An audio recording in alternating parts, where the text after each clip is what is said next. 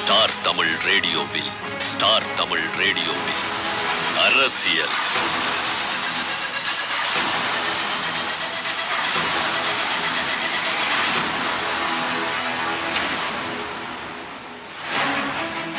அரசியலில் இன்றும் உங்களை சந்திக்கின்றோம். இன்று அக்டோபர் 14 நேரம் இப்போது 7:43 இருக்கிறது.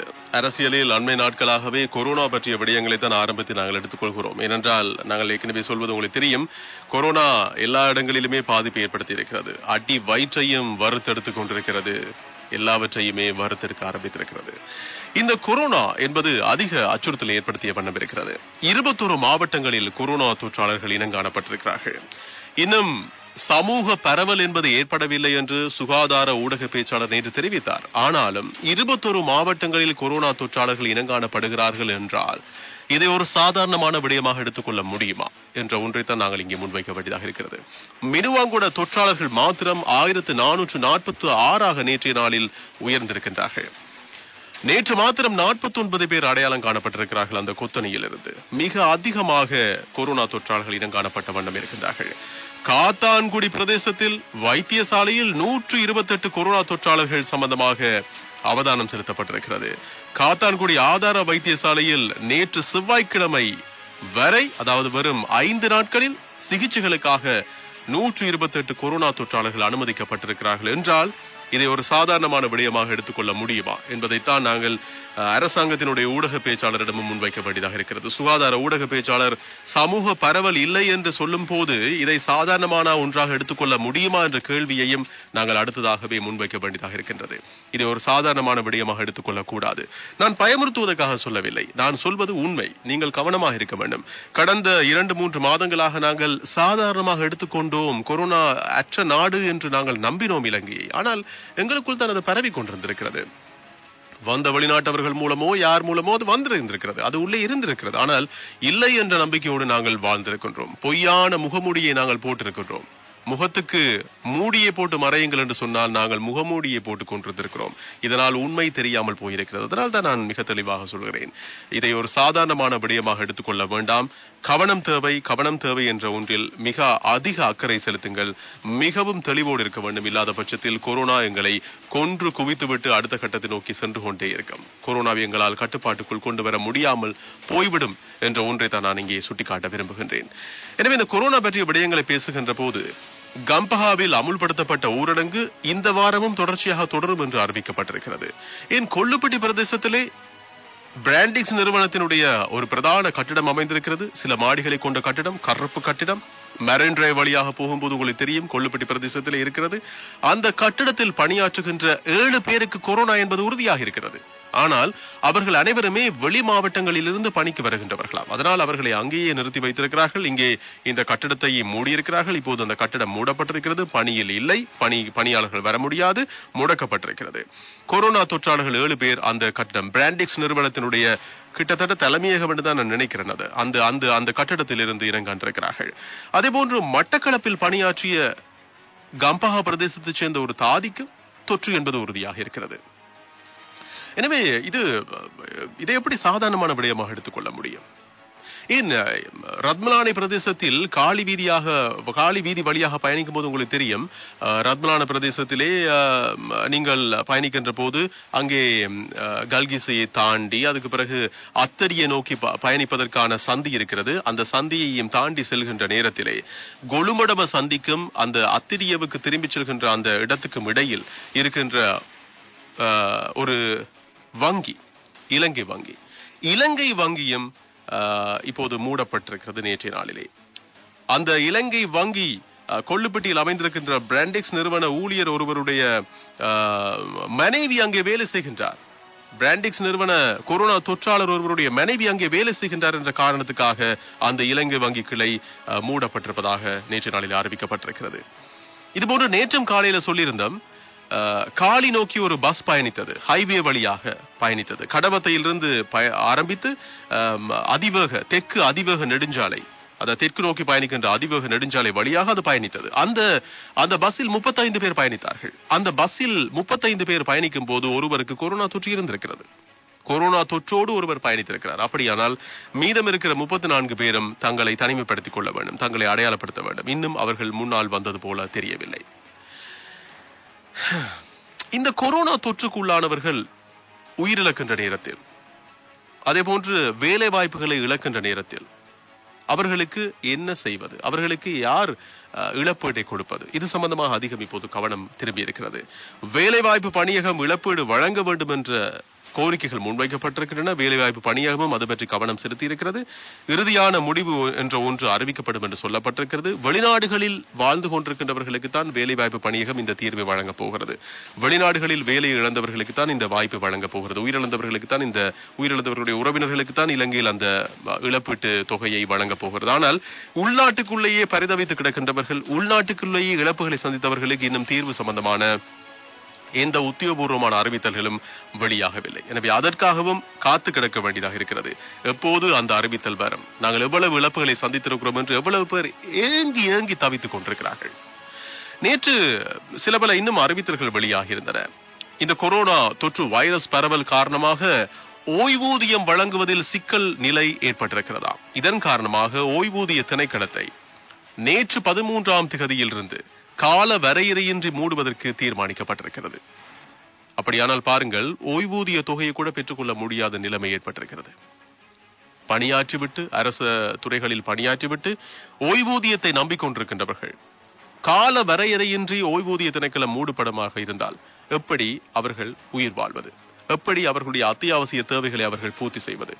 வயதான காலத்தில், அவர்களுக்கு உதவுவோர் யாரும் இல்லாத நேரத்தில் ஓய்வூதிய தொகையைத்தான் நம்பி வாழ்ந்து கொண்டிருக்கிறேன் என்று சொல்லும் போது அந்த ஓய்வூதிய தொகையை பெற்றுக்கொள்ள முடியாத நிலைமை ஒன்று ஏற்படுமாக இருந்தால் எப்படி இந்த வயதானவர்கள் உயிர் வாழ முடியும்?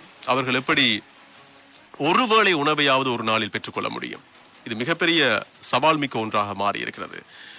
எல்லாவற்றுக்கும் காரணம் இந்த கொரோனா தான். எல்லா பாதிப்புகளையும் இந்த கொரோனா தான் ஏற்படுத்திக் கொண்டிருக்கிறது. அதனால் உங்களை அடையாளப்படுத்திக் கொள்ள வேண்டும். உங்களை அடையாளப்படுத்திக் கொள்ளுங்கள் என்று சொல்லும் போதுதான் இந்த வந்த இடம், போன இடம், அந்த மாதிரி இடங்கள் எல்லாம் பேசப்படுகிறது தானே. நீ எங்கட கடைக்கும் அந்த அந்த நபர் வந்துட்டு போனார் என்று சொல்லும் போது கடையை வந்து பூட்டிடுறாங்க. இது தங்கட வயிற்று பிரச்சனை. கடையை பூட்டிட்டா இன்னும் நிறைய பிரச்சனை இருக்கு. கடையை பூட்டிட்டா வியாபாரிக்கு தான் நேரடியாக நட்டம் ஏற்படுகிறது. அந்த கடையினுடைய கட்டட உரிமையாளர் வாடகை பணத்தை கேட்பார். தம்பி, இந்த வாடகை பணத்தை தந்துருங்க, மறந்துடாதீங்க என்று கேட்பார். இப்ப இப்படித்தானே பிரச்சனையா இருக்கு கொஞ்சம் என்று சொல்லும் போது சொல்லுவார், தம்பி அப்ப இந்த மாதமே தர முடியாட்டி பரவாயில்ல, இந்த மாதம் தர முடியாத தொகையையும் நீங்கள் அடுத்தடுத்த மாதத்துல கொஞ்சம் கொஞ்சமாவது சேர்த்து தந்துடணும் அப்படின்ற மாதிரியாவது ஒரு சொல்யூஷன், ஒரு தீர்வை வழங்குவார் கட்டிட உரிமையாளர். ஆனா விட்டுக் கொடுப்புகளுக்கு வர மாட்டார்கள். ஆனா நான் என்ன சொல்ல வருகிறேன் என்றால், இந்த கடைகளை பூட்டுகின்ற, நேற்று கூட பொருளையிலே 6 கடைகள் பூட்டப்பட்டிருக்கின்றன. இந்த கடைகளை பூட்டுகின்ற நேரத்திலே, கொரோனா அச்சுறுத்தல் காரணமாக கடைகளை பூட்டுகின்ற நேரத்திலே, அந்த கடைகள் எத்தனை தினங்கள் பூட்டப்பட்டிருக்கின்றனவோ அத்தனை தினங்கள் அந்த கடை வியாபாரிக்கு வருகின்ற வருமானத்தில் பிரச்சனை வருகின்ற நேரத்திலே, அந்த கடை பூட்டப்பட்டிருக்கின்ற தினத்தில் அறவிடப்படுகின்ற வாடகை பணத்தையும் அறவிடக்கூடாது என்ற கட்டுப்பாடு விதிக்கப்பட வேண்டும் என்று அறிவித்தல் அந்த கட்டிட உரிமையாளருக்கு விதிக்கப்பட வேண்டும். கட்டிட உரிமையாளர் வாடகை பணத்தை கேட்பார், கடையும் மூடி கிடக்கு, வருமானமும் இல்ல, வாடகை பணத்தை எங்க போய் கட்டுறது? எப்படி வருமானம் இல்லாமல் தங்கட வீட்டு பிரச்சனையை கூட தீர்த்து கொள்ள முடியாமல் இருக்கின்ற வியாபாரிகள் வாடகை பணத்தை கட்டி கொண்டிருக்க முடியும்? இதனால் கட்டிட உரிமையாளர்களுக்கும் வியாபாரிகளுக்கும் இடையிலே விரிசல் ஏற்படுகிறது, சிக்கல் நிலைமை ஏற்படுகிறது. இவர்கள் இல்லை என்பார்கள், அவர்கள் தரணும் என்பார்கள். அதனால் அதற்கும் ஒரு சட்டம் கொண்டு வரப்பட வேண்டும். நான் சுட்டிக்காட்ட வருவது அதுதான். கைய வச்சா எல்லா இடத்துலையும் கையை வைக்க வேண்டும். ஒரு சிலர் மத்தியில மாத்திரம் கவனம் செலுத்தப்படுவதும் அவர்கள் மீது நடவடிக்கை எடுக்கப்படுவதும் போதுமானது அல்ல. எல்லா இடத்திலும் நடவடிக்கை எடுக்கப்பட வேண்டும். ஒரு சங்கிலி தொடராகத்தானே பாதிப்புகள் ஏற்படுகின்றன. அந்த சங்கிலி தொடர் முழுமையாக அவதானிக்கப்பட வேண்டும். ஒரு இடத்தில் கையை வைத்து இல்லை நீ இப்படித்தான் என்று சொல்லி, இதை நீ இப்படித்தான் செய்யணும் என்று சொல்லி முடிக்கிறதை விட அந்த சங்கிலி தொடரை அவதானிக்க வேண்டும். பொருட்களை பதுக்குகிறார்கள் வியாபாரிகள் என்று சொல்லும் போது அந்த வியாபாரிகளுடைய கட்டிட உரிமையாளர்கள் சம்பந்தமான விடயமும் அந்த சங்கிலி தொடரில் இருக்கிறது. அங்கேயும் கை வைக்க வேண்டும். அங்கேயும் கை வைத்து பொருட்களை பதுக்குகின்ற வியாபாரிகளையும் கை வைத்து பொருட்களை வெளியில் எடுக்கின்ற பணிகளையும் செய்ய வேண்டும். இந்த பொருட்கள் வியாபாரிகள் என்று பேசும்போது அத்தியாவசிய பொருட்கள் பலவற்றினுடைய இந்த இறக்குமதி வரியை நீக்குவதாக நேற்று அரசாங்கம் அறிவித்திருக்கிறது. நேற்றைய நாளிலிருந்தே அது அமுலுக்கு வந்திருக்கிறது. அப்படியானால் நேற்றைய நாளிலிருந்தே நீங்கள் பெரிய டின்மீன் ஒன்றை 200 ரூபாவுக்கு கொள்வனவு செய்திருக்க வேண்டும். உங்களுக்கு எங்கேயாவது கிடைச்சதா? கிடைச்சிருக்குமா? கிடைக்கக்கூடிய வாய்ப்பு இருந்திருக்கா? ஆனா கிடைத்திருக்க வேண்டும். அரசாங்கம் சொல்லியதை பார்த்தால் கிடைத்திருக்க வேண்டும். பெரிய வெங்காயம் 1 கிலோ 100 ரூபாவுக்கு கிடைத்திருக்க வேண்டும். சீனி 1 கிலோவை நீங்கள் 85 ரூபாவுக்கு வாங்கி இருக்க வேண்டும். அது தவிர பருப்பு 1 கிலோவை நீங்கள் 150 ரூபாவுக்கு வாங்கி இருக்க வேண்டும். எங்கேயாவது வாங்க முடியாமல் இருந்தால், விலையை அதிகமாக வைத்து விற்பனை செய்வார்களாக இருந்தால், நீங்கள் 1 கிலோ பருப்பினை 150 ரூபாவுக்கு சத்தோசவில் வாங்க முடியும் என்று அரசாங்கம் அறிவித்திருக்கிறது. இதன் காரணமாக எல்லாரும் சத்தோசல போய் நிறைஞ்சு நிற்பீங்க. அப்புறம் அங்க அந்த 2 மீட்டர் இடைவெளியை பின்பற்ற முடியாமல் போயிடும். இதனால் சிக்கல் இருக்கிறது. எப்படியோ பருப்பு, டின்மீன், பெரிய வெங்காயம், அதே போன்று சீனி, இவற்றினுடைய இறக்குமதி வரியை நீக்குவதற்கு அரசாங்கம் தீர்மானித்திருக்கிறது. அந்த அறிவுறுத்தல் விடுக்கப்பட்டிருக்கிறது. நேற்றிலிருந்து அமலுக்கு வந்திருக்கிறது. நேற்றிலிருந்து இப்படித்தான் பொருட்கள் விற்பனை செய்யப்பட வேண்டும். ஏன் தேங்காய் கூட அப்படித்தான். தேங்காயை கூட மலிவு விலையில் விற்பனை செய்ய வேண்டும். உங்களுக்கு கொள்வனவு செய்ய சிரமமாக இருந்தால் நீங்கள் சத்தோசவில் கொள்வனவு செய்யுங்கள் என்று ஜனாதிபதி செயலகம் நேற்று அறிவித்திருக்கிறது. அதுக்காக எல்லாராலையும் எப்படி சத்தோசவுக்கு போக முடியும்? எல்லாராலையும் ஒரே இடத்துல போய் குவிய முடியாது.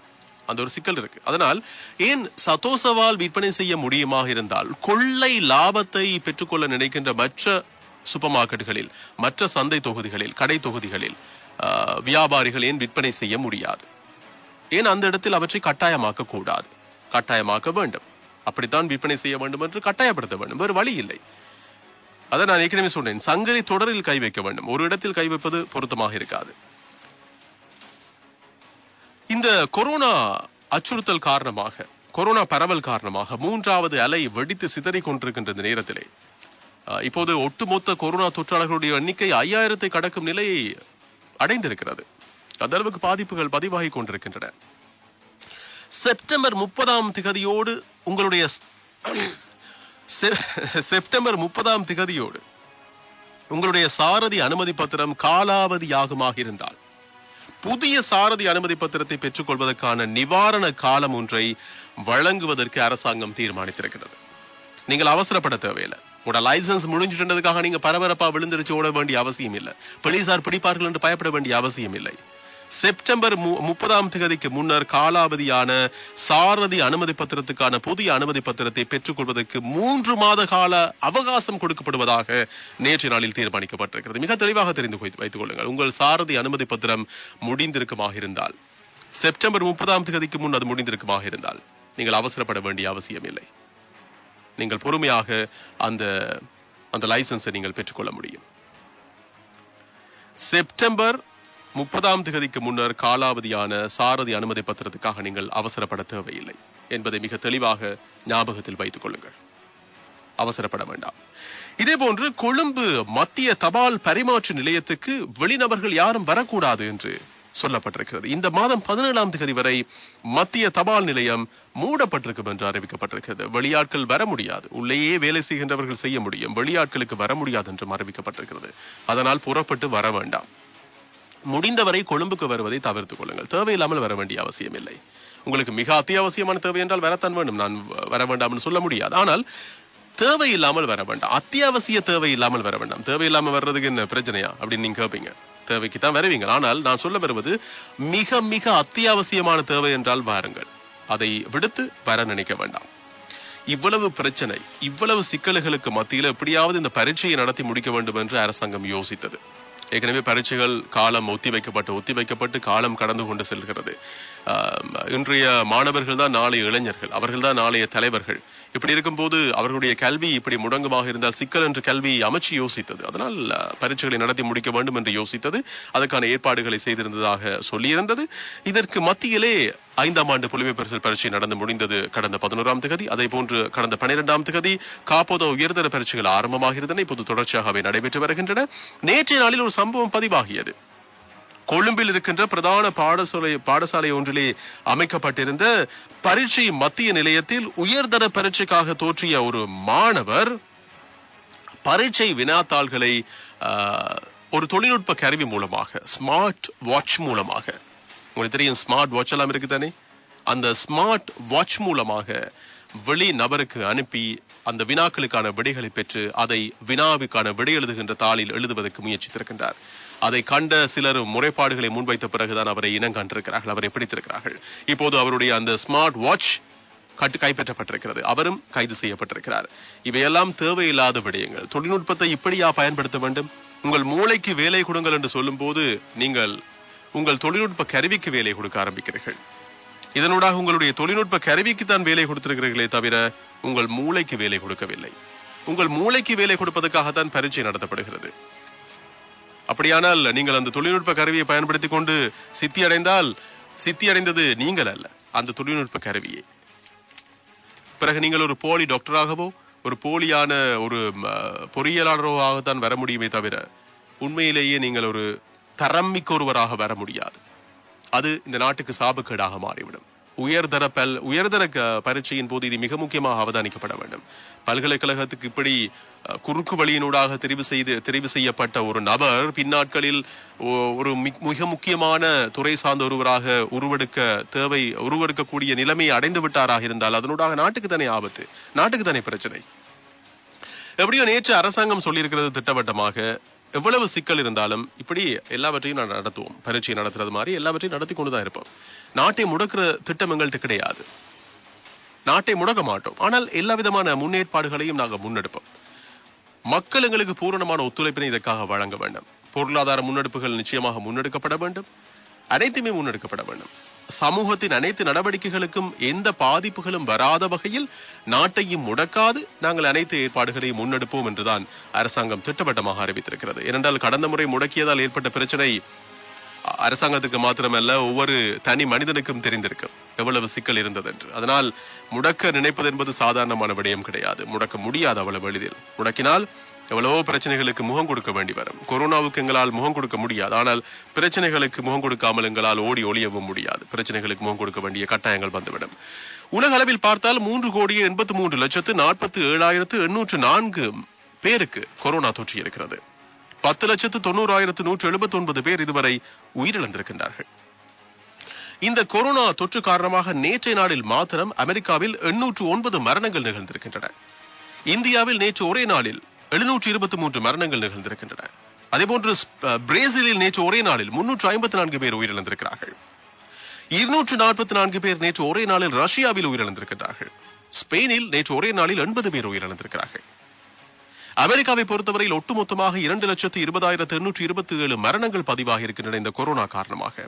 இந்தியாவிலும் அப்படித்தான். இந்தியாவில் 1,10,617 மரணங்கள், இப்படி எக்கச்சக்கமான மரணங்கள் பதிவாகி இருக்கின்றன.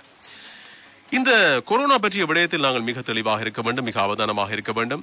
சில பல அறிவுறுத்தல்கள் விடுக்கப்பட்டிருக்கின்றன. குறிப்பாக இந்த ஆடை தொழிற்சாலையில் இருந்துதானே 2-3 மாதங்களுக்கு பிறகு முதலாவது கொரோனா தொற்றாளராக 39 வயதுடைய பெண் இனங்காணப்பட்டார். அதுக்கு பிறகு அவருடைய மகளுக்கும் தொற்று என்றெல்லாம் உறுதியாகியது. அதுக்கு பிறகுதான் கொத்தணிகளாக இப்போது 5,000 கடக்கும் நிலைமை அடைந்திருக்கிறது.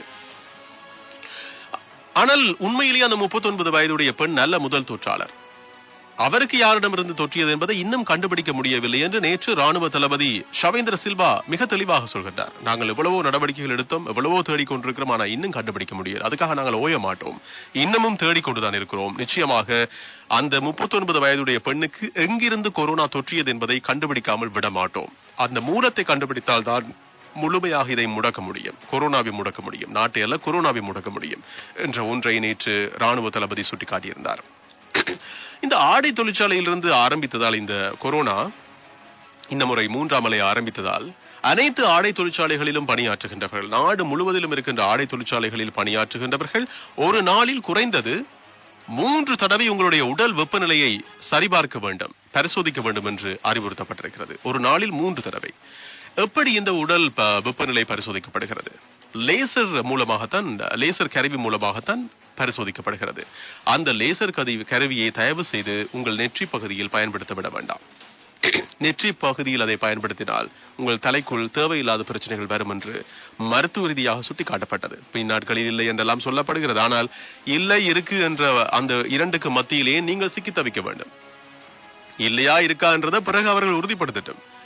இருந்தது இருக்குன்னு ஆரம்பத்தில் இல்லை என்று செய்யப்பட்டது, பிறகு இருக்குன்னு சொல்லி அதை கைவிட்டார்கள். பிறகு திரும்பவும் ஆரம்பிச்சுட்டாங்க தலையில கொண்டு போய் லேசரை வைக்கிறதுக்கு. அப்ப இருக்கிறதா இல்லையா, இந்த 2க்கும் நடுவில் ஏன் நாங்கள் சிக்கிக் கொள்ள வேண்டும்? கைகளில் அந்த லேசரை வைத்து கூட கொரோனா, அதாவது உங்கள் உடல் வெப்பநிலை அதிகரித்திருக்கிறதா இல்லை என்பதை அவதானிக்க முடியும் என்பது ஒரு கண்டுபிடிக்கப்பட்ட விடயம். அதை செய்யுங்களே. பரிசோதிக்கின்ற அதிகாரிகளே அதை செய்யுங்களேன். ஏன் ஒன்றும் அறியாதவர்களை தேவையில்லாமல் சிக்க வைக்கின்றீர்கள், தேவையில்லாத பிரச்சனைகளுக்கு உள்ளாக்க பார்க்கிறீர்கள். அந்த லேசர் கருவியினுடைய அந்த கதிர்கள் உள் நுழைந்து தலைக்குள் செல்லும் போது தலைக்குள் ரத்தம் கட்டுமாம், இப்படி ஏதோ பிரச்சனைகள் வர பார்க்குமாம். அதெல்லாம் தேவையில்லாத பிரச்சனைகள். எனவே முடிந்தவரை கைப்பகுதியில் அந்த வெப்பநிலை கருவியை பயன்படுத்தி உங்கள் உடல்நிலையை, உடல் வெப்பநிலையை பரிசோதிக்க அனுமதியுங்கள் என்ற ஒரு வேண்டுகோளையும் நான் இங்கே முன்வைக்க விரும்புகின்றேன். அதே போன்று இந்த ஆடை துறை சார்ந்த தொழிற்சாலைகளிலே வேலை செய்கின்றவர்கள் ஒரு வாரத்தில் 2 தடவை கட்டாயமாக PCR பரிசோதனை மேற்கொள்ள வேண்டும் என்றும் சொல்லப்பட்டிருக்கிறது. ஒரு நாளில் 3 தடவை உடல் வெப்பநிலையை சரிபார்க்க வேண்டும், ஒரு வாரத்தில் 2 தடவை PCR பரிசோதனையை செய்து பாருங்கள் என்றும் சொல்லப்பட்டிருக்கிறது. இவற்றை தயவு செய்து செய்யுங்கள். அப்படி செய்வதனூடாகத்தான் இந்த கொரோனா பிரச்சனையை நாங்கள் முடிவுக்கு கொண்டு வர முடியும். உங்களையும் காப்பாற்ற முடியும், மற்றவர்களையும் காப்பாற்ற முடியும். சரி, இப்படி இந்த கொரோனா பற்றிய நிறைய தெளிவான விடயங்களை நாங்கள் பேசினோம் இதுவரை. இனி நாங்கள் நேற்று நடந்த இன்னும் சில விடயங்களை பற்றி பேச வேண்டியிருக்கிறது. ரிஷாட் பதூர்தீனை கைது செய்ய வேண்டும் என்ற பணிப்புரையினை நேற்று சட்டமாதிபர் விடுத்திருக்கின்றார். ஏன் ரிஷாட் பதூர்தீன் கைது செய்யப்பட வேண்டும்? ஏப்ரல் 21 தாக்குதல் சம்பந்தமாகத்தான் இவர் கைது செய்யப்பட போகின்றாரா? ஏற்கனவே அவருடைய சகோதரரான ரியாஜ் பதூர்தீனை கைது செய்தார்கள் போலீசார் கைது செய்யும் போது அவர் மீதான அனைத்து ஆதாரங்களும் இருக்கிறது, அவர் மீதான குற்றச்சாட்டுகள் தொடர்பான ஆதாரங்கள் இருக்கின்றன என்று சுட்டிக்காட்டிதான் கைது செய்தார்கள். பிறகு அவரை விடுவித்தார்கள், ஆதாரங்கள் இல்லை என்று. அவர்களே ஆதாரம் இருக்கின்ற அவர்களே பிடிப்பார்களாம், அவர்களே ஆதாரம் இல்லை என்று அவர்களே விடுவிப்பார்களாம். இதுதான் இப்போது பிரச்சனை. இது பெரிய பிரச்சனையாக தற்போது வலுத்து அது பற்றிய பரபரப்பு இருக்கும் நிலையில் ரிஷாட் பதூர்தீனை கைது செய்ய வேண்டும் என்று சுட்டிக்காட்டப்பட்டிருக்கிறது, அல்லது பணிப்புரை விடுக்கப்பட்டிருக்கிறது சட்டமாதிபரினால். நேற்றைய நாளிலே அவரை பிடிப்பதற்கான பிடியாணையை பிறப்பிக்க வேண்டும் என்று CID ஒரு மனுவினை கோட்டை நீதவான் பிரியந்த லியனகே முன்னிலையிலே முன்வைத்தது. அதனை கோட்டை நீதவான் பிரியந்த லியனகே ஆராய்ந்த போது இந்த குற்றத்துக்காக இவரை கைது செய்வதற்கு, அதாவது ரிஷாட் பதூர்தீனை கைது செய்வதற்கு பிடியாணை அவசியம் இல்லை, பிடியாணை இல்லாமலேயே நீங்கள் அவரை கைது செய்யலாம் என்று கோட்டை நீதவான் நேற்று அறிவித்தார். அந்த அறிவித்தலை அடுத்து ரிஷாட் பதூர்தீனை பிடிப்பதற்காக பிடியாணை இல்லாமல் 6 CID குழுக்கள் இப்போது விரைந்து சென்றிருக்கின்றன. தேடுகின்றன. அந்த குழுக்கள் ரிஷாட் பதூர்தீனை இன்னும் தேடிக்கொண்டிருக்கின்றன. ஆனால் இன்னும் அவரை பிடிக்க முடியவில்லை. கைது செய்ய வேண்டும் என்ற பிடியாணை அல்லது அந்த உத்தரவு பிறப்பிக்கப்பட்டவுடன் தேடிய ராஜித சேனாரத்னவனால் மறைந்திருக்க முடியுமாக இருந்தால், அதே போன்று ரவி கருணாநாயக்கவினால் மறைந்திருக்க முடியுமாக இருந்தால், நீர்கொழும்பு பிரதேசத்திலே இருந்த ஒரு போலீஸ் அதிகாரி மறைந்திருக்க முடியுமாக இருந்தால், ஏன் ரிஷாட் பதூர்தீனால் மறைந்திருக்க முடியாது? அவரும் மறைந்திருக்கிறாரோ என்ற சந்தேகம் எங்களுக்கு வலுக்க ஆரம்பிக்கிறது. அந்த சந்தேகம் எங்களுக்கு அதிகரிக்கிறது. ஏனென்றால் இன்னும் ரிஷாட் பதூர்தீனை பிடித்ததாக செய்தி வெளியாகவில்லை. எனவே ரிஷாட் பதூர்தீனை தேடி 6 CID குழுக்கள் இப்போது விரைந்து தங்கள் பயணங்களை ஆரம்பித்திருக்கின்றன. மூளை முடுக்கலாம் தேட ஆரம்பித்திருக்கின்றன. ரிஷாட் பதூர்தீன் இன்னும் பிடிபடவில்லை. இவரை ஏன் பிடிக்க வேண்டும்? ஏப்ரல் 21 தாக்குதலுக்காகவா பிடிக்கிறார்கள் என்று கேட்டால் இல்லை. ஏப்ரல் 21 தாக்குதல் சம்பந்தமான விடயத்துக்காக இவரை பிடிக்கவில்லை. இவரை பிடிப்பதற்காக இவரை தேடவில்லை. ஏனென்றால் கடந்த ஜனாதிபதி தேர்தலிலே வாக்களிக்க இடம்பெயர்ந்தவர்களை இலங்கை போக்குவரத்து சபை பஸ்களில் இவர் அழைத்து சென்றார். புத்தளத்திலிருந்து மன்னாருக்கு அழைத்து சென்றார். இதற்காக இலங்கை போக்குவரத்து சபைக்கு சொந்தமான பஸ்கள் பயன்படுத்தப்பட்டன. இதனூடாக கிட்டத்தட்ட 9 மில்லியன் ரூபாய் அளவிலே மோசடி செய்யப்பட்டிருக்கிறது. அரசுக்கு பண நஷ்டம் ஏற்பட்டது என்ற ஒன்று சுட்டிக்காட்டப்பட்டது. அந்த நஷ்டத்தை ஏற்படுத்தியவர் இவர் என்ற அடிப்படையில் தான் இவரை கைது செய்வதற்காக தற்போது CID-யினர் விரைந்து சென்றிருக்கிறார்கள். அப்படியானால் அந்த செயற்பாட்டை அனுமதித்த, அதற்காக பணத்தை ஒதுக்கி கொடுத்த மங்கள சமரவீரவையும் கைது செய்ய வேண்டும் தானே. அவரை கைது செய்தது சம்பந்தமா இன்னும் எந்த நடவடிக்கையும் முன்னெடுக்கப்பட இல்லை. ஏனென்றா அந்த பணத்தை நிதியுதவியை நான் தான் ஒதுக்கி கொடுத்தேன் என்று மங்கள சமரவீரவே அண்மையில் ஒரு நாளில் ஒத்துக்கொண்டார். நான் தான் அதை ஒதுக்கி கொடுத்தேன் என்று. எனவே ரிஷாட் பதூர்தீனை பிடிக்கிறதா மங்கள சமரவீரையும் பிடிக்கத்தானே வேணும். அப்ப இப்ப ரிஷாடை பிடிச்சிட்டு பிறகு அடுத்த கட்டமாக அந்த ஒரே அடியாக பரபரப்பு முடியக்கூடாது, பரபரப்பு கொஞ்சம் கொஞ்சமாக தானே தொடர வேண்டும் என்றதுக்காக கட்டமாக பிடிக்கிறாங்களா, இல்லாட்டி இதுதான் சிஸ்டமா அப்படின்றது எங்களுக்கே தெரியல. கடவுள் பாதி மிருகம் பாதி என்ற அந்த இரண்டுக்கு நடுவில் தான் நாங்களும் சிக்கி இதை பற்றிய விளக்கங்களை பெற்றுக்கொள்ள வேண்டியதாக இருக்கின்றது. சரி, நேற்று இன்னும் ஒரு விடயத்தையும் நாங்கள் பார்க்க வேண்டும். நேற்றைய நாளில் ஜனாதிபதியினுடைய விசாரணை ஆணைக்குழுவுக்கு முன்னாள் பிரதமர் ரணில் விக்ரமசிங்க முன்னணியாக இருந்தார். அதற்கு முதல் கடந்த திங்கட்கிழமை கடந்த திங்கட்கிழமை முன்னாள் ஜனாதிபதி மைத்ரிபால சிறிசேன முன்னிலையாக இருந்தார் 2வது தடவையாக. நேற்று ரணில் விக்ரமசிங்கவும் 2வது தடவையாக முன்னிலையாக இருந்தார். இன்றைய நாள் புதன்கிழமை இன்று மைத்ரிபால சிறிசேன மீண்டும் முன்னிலையாக இருக்கின்றார். அப்படியானால் கடந்த திங்கட்கிழமை மைத்ரிபால சிறிசேன முன்னிலையாகிய போது குறிப்பிட்ட விடயங்களில் சொல்லாத சிலவற்றை நாங்கள் இன்று சொல்வோமே. நேற்று நான் சில பல விடயங்களை சொன்னேன், சொல்லாத சில விடயங்களை இன்று சொல்கிறேனே. அதன் போது இந்த பூஜி ஜெயசுந்தர சம்பந்தமான விடயம், நிலந்த ஜெயவர்தனவுக்கு தெரிந்ததை உங்களுக்கு சொல்லவில்லை என்பதை நீங்கள் சொல்கிறீர்களா என்று கேட்டதுக்கு ஆம், எனக்கு சொல்லல. ஆனால் இந்த பூஜித் ஜெயசுந்தர அதே போன்று ஹேமஸ்ரீ பெர்னாண்டோ போன்றவரெல்லாம் என்ன சொல்கிறார்கள் என்றால், நிச்சயமாக நிலந்த ஜெயவர்தன மைத்ரிபால சிறிசேனவுக்கு சொல்லியிருப்பார், அவருக்கும் இவருக்கும் இடையில அப்படி ஒரு ஃப்ரெண்ட்ஷிப் இருந்தது என்றெல்லாம் சொல்கிறார்கள். சொல்லாமல் இருந்திருக்க வாய்ப்பே இல்லை என்று சொல்றாங்க. இந்த ஃப்ரெண்ட்ஷிப் பற்றி பேசும்போதுதான், இந்த நட்பு பற்றி பேசும்போதுதான் மைத்ரிபால சிறிசேனவும் கடந்த திங்கட்கிழமை ஜனாதிபதியினுடைய விசாரணை ஆணைக்குழுவுக்கு முன்னிலையாகி சாட்சியம் வழங்குகின்ற நேரத்திலே சொல்லியிருக்கின்றார், ஃப்ரெண்ட்ஷிப்பா, நட்பா, உறவா? அப்படி பார்த்தால் பூஜித் ஜெயசுந்தரவுக்கும் எங்களுக்கும் இடையில என்ன அப்படி உறவு இருந்தது? பூஜித் ஜெயசுந்தர எப்பவாவது என்ன நிம்மதியா இருக்க விட்டுருக்கிறாரா? எனக்கு பின்னாலே திரிவார், ஏதோ பின்னால சொல்வார்கள் இந்த பெல்ட்ல பட்டிய கட்டி தொங்க வச்ச மாதிரி பின்னாலே திரிவார். நான் எங்கேயாவது ஒரு ஃபங்க்ஷனுக்கு போயிட்டு கார்ல இருந்து இறங்க வலிக்கிட்டா கூட கதவை திறக்க முடியாது என்னால. கதவோட வந்து ஒட்டி நின்று கொண்டிருப்பார் பூஜித் ஜெயசுந்தரன். நான் என்னுடைய பாதுகாப்பு அதிகாரிகள்ட்ட சொல்லுவேன், அது அவரை கொஞ்சம் விலகி நிக்க சொல்லுங்க, கதவு திறக்க முடியாமல் இருக்கு. அந்த அளவுக்கு ஒட்டிட்டே நிற்பார், பெரிய கரைச்சல் மனுஷனோட. அப்படி திரிந்தவருக்கா என்னோட பேச முடியாமல் போனது, என்னை தொடர்பு கொள்ள முடியாமல் போனது, அதனால் சொல்ல முடியாமல் போனது, இதெல்லாம் நம்ப முடிகிறதா? எப்ப பார்த்தாலும் என்னோடய தான் திரிவார், எனக்கு பின்னாலே தான் திரிவார் என்று பூஜ்ய ஜெயசுந்தர பற்றி குறிப்பிடுகிறார். இன்னும் சொல்கிறார், இன்னும் அதோட முடியல, மைத்ரிபால சிறிசேன இன்னும் சொல்லியிருக்கிறார் என்னென்றால், இப்படித்தான் கண்டி தலதா மாளிகை உற்சவத்துக்கு போயிட்டு அங்கே குழப்பத்தை ஏற்படுத்தினார், அங்கேயும் தேவையில்லாம சர்ச்சைக்குள்ளானார். அது மாதிரி பிறகு நாங்கள் ஒரு பாடசாலை ஃபங்க்ஷன்ல போய் அங்கேயும் ஏதோ செய்தார், டான்ஸ் ஆடினார். அதே மாதிரி பிறகு எங்களுடைய கட்சி சார்ந்த ஒரு கூட்டம் நடந்த போது கூட அங்க அந்த மேடையில பாட்டு பாடட்டா சார் என்று கேட்டார். நானும் சரி ஓகே ஒரு பாட்டை பாடுங்க என்றதுக்காக சரி பாடுங்கன்னு சொல்லிட்டேன்.